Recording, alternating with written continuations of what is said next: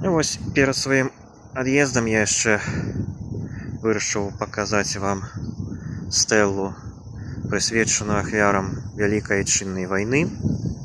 Яна знаходзіцца адразу па-за храмам. Вось тут ён троху нават памяшчаецца ў кадр. Стаіць стэла на насыпі каля аўтастанцыі, таму калі вы ў Асвею прыедзеце на аўтобусе, то вы яе адразу ўбачыце. Ну і ўвогуле я раю, калі прыедзеце ў Асвею, пачынаць свой маршрут адсюда, гэтай стэлы, гэтага важнага месца, значнага, памятнага.